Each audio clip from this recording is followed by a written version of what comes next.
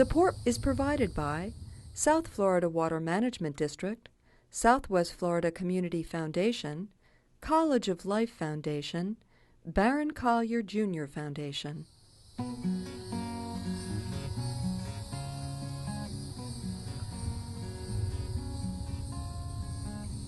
The Corkscrew Regional Ecosystem Watershed is many things to many people. To the thousands of school children who visit each year, Crew is a captivating outdoor classroom, a wonderland of delight and discovery, of excitement and exploration. Now, which one does it match? Which color does it match? You think? To the outdoor enthusiast, it is a smorgasbord of hiking and camping, biking and bird watching, wildlife and wildflowers.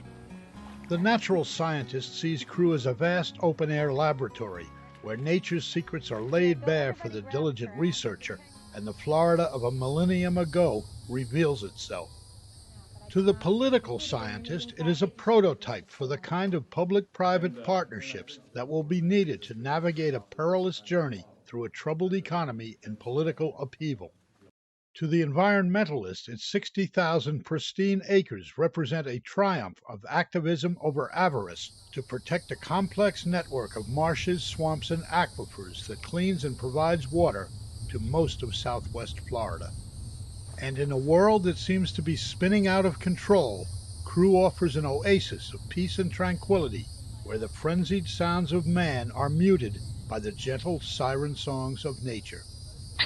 Crew, it seems, is best found in the eye of the beholder. Crew is going to be something different to everybody. What Crew means to you is going to be very different than what Crew means to me. It's through my eyes that I experience and I get to know Crew.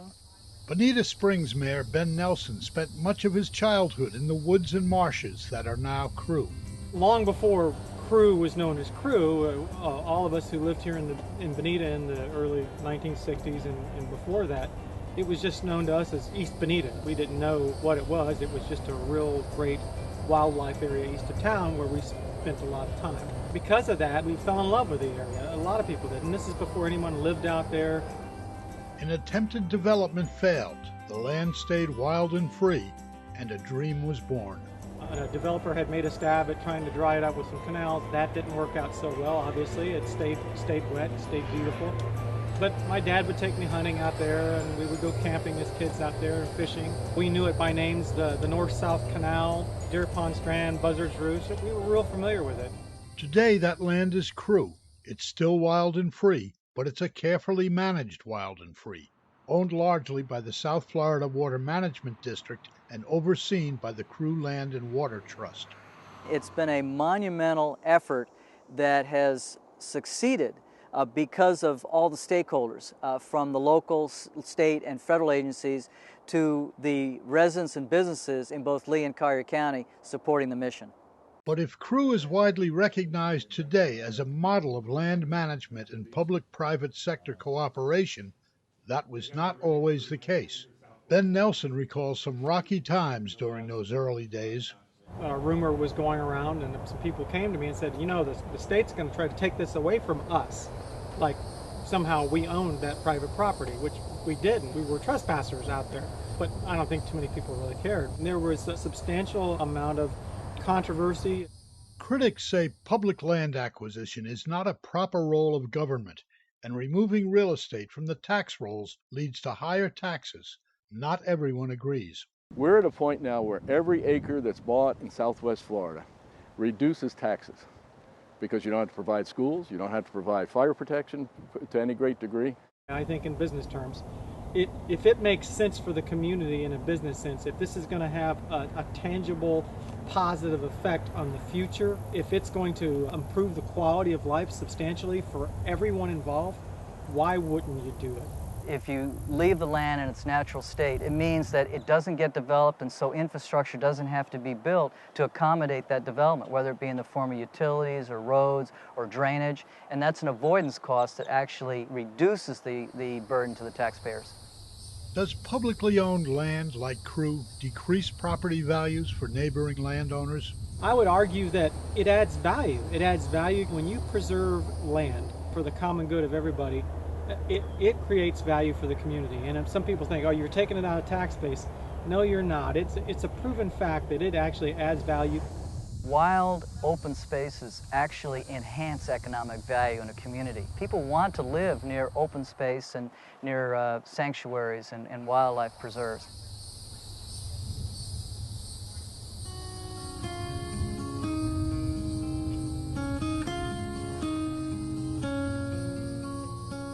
Billy Gunnels spends a lot of time at Crew. He likes insects and plants and animals. Sometimes he's alone, and sometimes he's joined by students from Florida Gulf Coast University. Gunnels is an assistant professor at FGCU, specializing in behavioral ecology, which means that I study sort of how animals interact with their environment and how that leads to the evolution of traits which allow them to both survive and reproduce in those environments. Since he arrived at FGCU in 2007, Crew has become very important to Gunnels, personally and professionally, both as a teaching and research tool. He sees Crew as a massive and virtually unlimited research laboratory. As a scientist, the Crew is my place of discovery. You know, it's as important to me as a library. The Crew is as important as me as a book and actually being able to open up and read it. The Crew is my place where I can actually see my new resource in the library, and therefore it provides me that chance of exploration. On any given day, squads of researchers can be found trekking across flatlands or slogging through swamps armed with nets, gauges, binoculars. Crew partners with Florida Gulf Coast University, the Fish and Wildlife Commission, and Lee County as well to do a variety of research projects. We have a 1 hectare acre pine flatwoods area where all the trees have been tagged and they're studying tree growth and how it changes over time.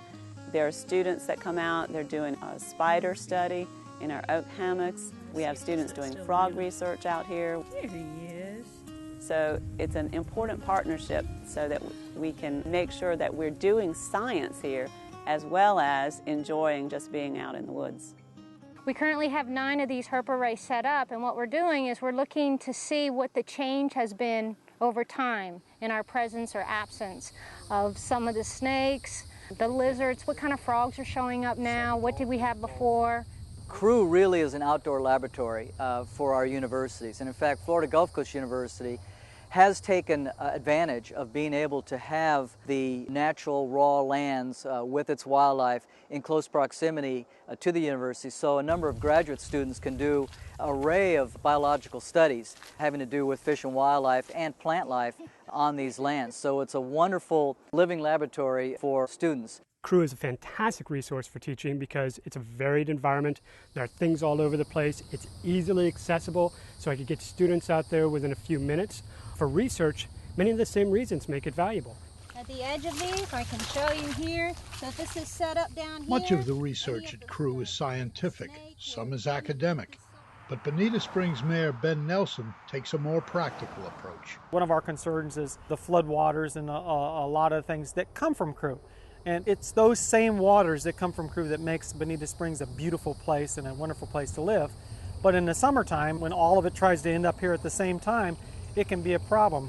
But with all that Crew offers, and as valuable as it is as a research tool, its potential remains largely untapped.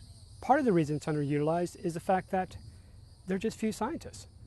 And there are so many questions to answer in science. Underutilized, it's a word that comes up often during discussions about Crew, and those who manage this land sometimes get frustrated that more people don't know about it and take advantage of all that it offers. They have a variety of habitat, from the upland pines to the cypress marsh that has 700-year-old cypress trees in it. It's just a remarkable opportunity, and I encourage everyone to get out there and see it, experience, live it, taste it, feel it. It's truly a gem for our area. In other words, the people charged with stewardship of the Crew land want to share it with more of their neighbors. Well, yes, of course, because we depend upon people's looking at this as a great preservable asset. In order to garner support for the preservation, protection of these areas, we need public support. And the only way to get that public support is by getting people emotionally invested in these open spaces, in these green wild spaces. And so the best way to do that is to get people out here on the trails. Go out and enjoy nature. It's the people who own that property. It's their property, and they should enjoy it. Attracting more visitors to Crewe may be an admirable goal, but it comes with some risk. The more people who learn about it and visit the land, the more vigilant the caretakers have to be to protect it. I think that that's a goal. But with that will come the double-edged sword. And as more people learn about Crewe, they have to be educated in the right way of the value of the resources that this land holds. I think that it was intended, that land was intended to be enjoyed by everyone. And we can save it and not love it to death, and it can be just the centerpiece of this area. So many places today are doing a beautiful job protecting our environment, but they do so in a way that sort of removes people from that environment. You have to stay on a very specific trail. You have to stay on a very specific boardwalk. This makes sense when you have so many people out there. So to have a place like Crewe where you get to be the one doing that discovery is just a rare treat and something that should not be missed.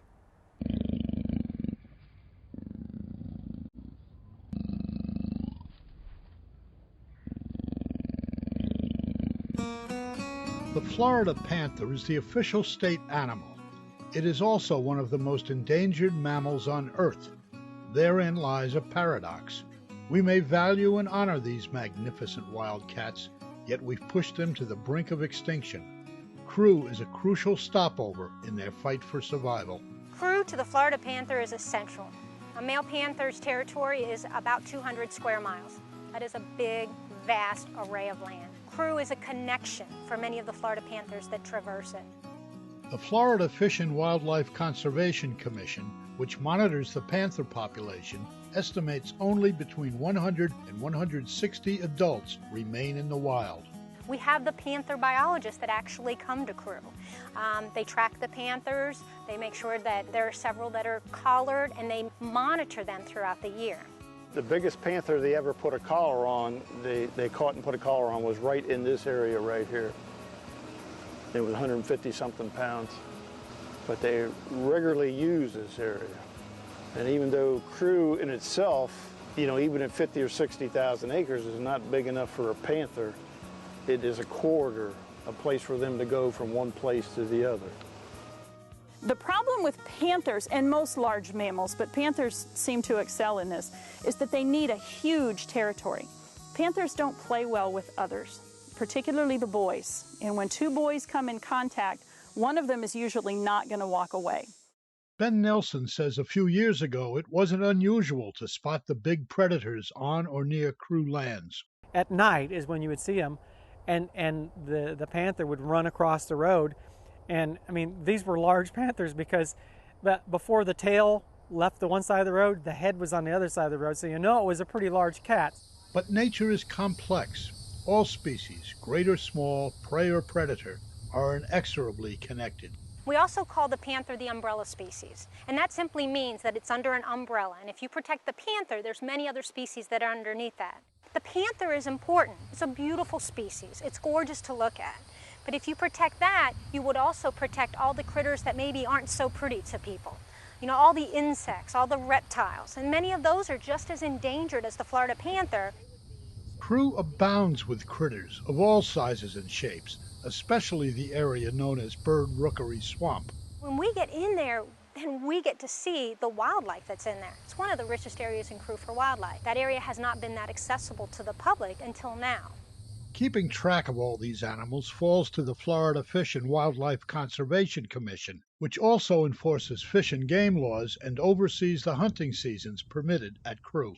And we haven't seen much bear activity in the last few years. So it's really exciting for me to see this. And a friend of mine did see she saw the black bear's tail end as he went plowing through the saw palmetto. Panther, black bear, gator, white-tailed deer, bobcat, armadillo, field mice, possum, raccoon, otter, thousands of species of birds, fish, reptiles, insects, plants and flowers of all shapes, colors, and textures. Crewe is a tapestry of nature, a zoo without bars, a botanical garden without admission fees.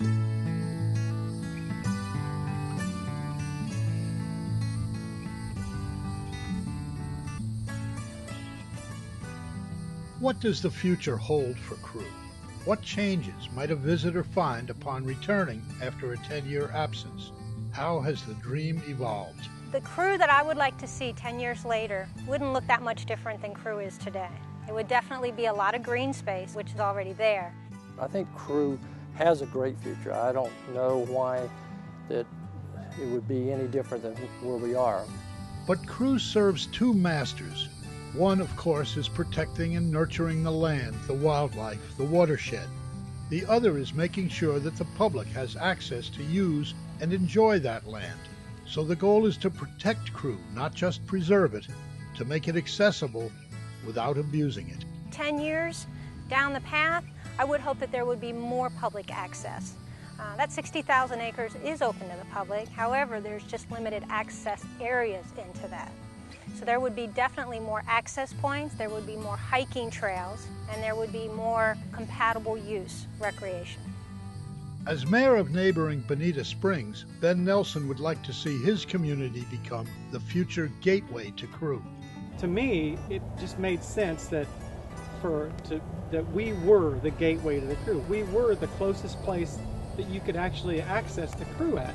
And so why wouldn't you become the gateway to the Crew? Brenda Brooks, for one, thinks that's a great idea. Bonita Springs, it would be a perfect location to do Gateway to Crew. The reason that I say that is it's sort of centrally located. From there, it would be easy to access Bird Rookery Swamp. So the Gateway to Crew would be perfect. I would love to see that. You could do major hiking trails. We could get into longer hiking trails. And there could definitely be a hike-through trail. That would be a great place to start it. One area that seems ripe for expanded public access is Bird Rookery Swamp, where a new parking area has been built off Immokalee Road. Abandoned by cypress loggers decades ago, old logging trams wind an 11.5-mile loop through the swamp, creating ideal hiking and biking trails. It has a different character and flavor. The leaves rustle behind you, you think you're in Vermont. 300 yards down the way, you're in an area that's all cypress head and that you can see through there, and there are alligators and everything. It's an amazing area. I think that Bird Rookery Swamp is a gem. I think it is a gemstone within the Crew project. That's old Florida. It's not the Florida that many people know that just come here as a tourist or even as a seasonal resident. And I think it's really important that they get to know what that true and that real and that old Florida is. That returning traveler could also find a larger Crew 10 years from now. The land managers agree there are environmentally sensitive properties adjacent to Crew that need to be protected for the good of the watershed. Enlarge it as affordable and as properties become available. Maintain what we have, but continue to enlarge it if at all possible. The more land we put aside now, the more of a natural environment we'll have in the future for our kids and their kids. As the major owner of the Crew lands, the South Florida Water Management District has already devoted significant resources and cash to the project. The district has acquired a little over 27,000 acres of the Crew lands at an expense of a little over $50 million. We hope to, in the future, to be able to acquire some additional lands to continue to grow and protect the resource out there at the Crew. That may prove to be easier said than done. When it comes to land acquisition, these are the best of times and the worst of times. This is the best time to buy land because it's cheap and it's readily available. There are a lot of people wanting to sell land. It's the worst time to buy because economically there's very little money to do so. With dark clouds gathering on the horizon, future land acquisition and improvements at Crew became problematical. Mired in an economic funk, voters railed against high taxes, and government at all levels hunkered down in a belt-tightening mode. That included deep budget cuts for the Water Management District, which provides the bulk of the Crew Trust's funding. There's no question that this will bring to a screeching halt the momentum that has been established over the past some 18 years with regards to acquisition of land within the Crew area. Providing funds to continue to acquire land and to manage the lands that we have is difficult, and it's always a concern. These are tough economic times, absolutely very tough economic times. The Crew Trust is paid just over $100,000 under its management contract with the Water District. It supplements that with revenue from membership fees and fundraisers and relies heavily on volunteers. Our staff only consists of two, myself, the executive director, and an environmental education specialist. So there's two of us. There's no way we could ever do it without the volunteers that we have. We also work very closely with Florida Gulf Coast University. We get interns every semester. And then the board of directors, they do quite a bit as well. Tough times raise tough questions. Could future legislatures and administrations see Crew as a cash cow and be tempted to start selling off land to raise money? That won't happen. I don't have any fear of that whatsoever. I feel certain that the public outcry from that, number one, would be such that they're not going to, they couldn't get away with that. You know, it's a sad situation to think that the future political leaders, whether it's local, state, or federal, would ever consider sacrificing our natural heritage and all the effort that has been put forth into the acquisition of land that really has made a difference in our region. One would hope that sounder minds will prevail and recognize the value of the Crew lands to the region. Mindful of economic realities and shifting political sands, the Crew Trust turned to the public to expand its membership and volunteer base and to encourage Southwest Floridians to get out and experience the land firsthand. That volunteer aspect and the membership aspect, I think, is critical for Crew to continue to be able to sustain itself and grow. And we're trying to completely wean ourselves off to being dependent to any of the government agencies for funding and make that the gravy funding rather than the core funding. Those are the future for me.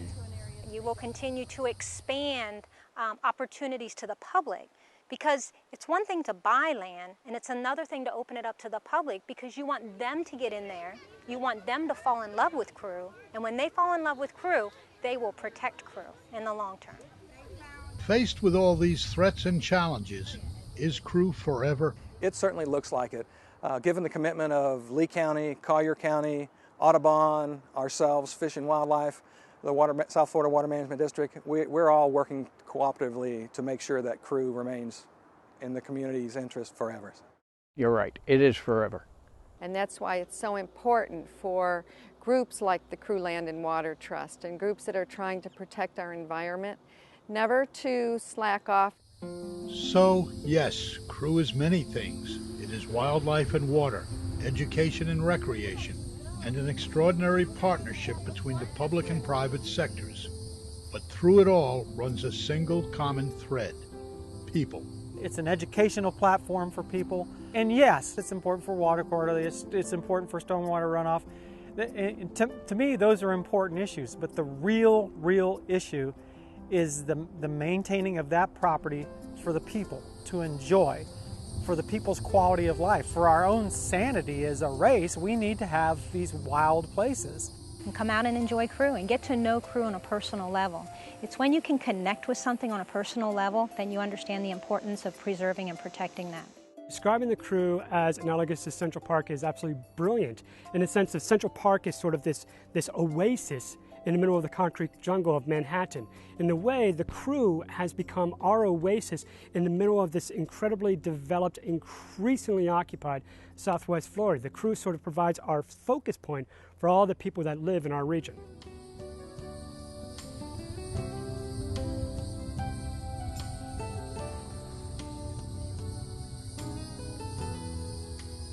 Ben Nelson didn't just fall in love with Crew, he fell in love at Crew. The way he tells it, he went on a wildflower hike at Crew and struck up a conversation with a young woman who worked there. Not long afterward, he mustered up the courage to call and ask her out on a date. She accepted. We went out into the Crew areas and we hiked out to the water, and we had a great time and went out to the tram area that I so love. Ben Nelson and Lori Carlisle dated for about a year, then went on another wildflower hike at Crew.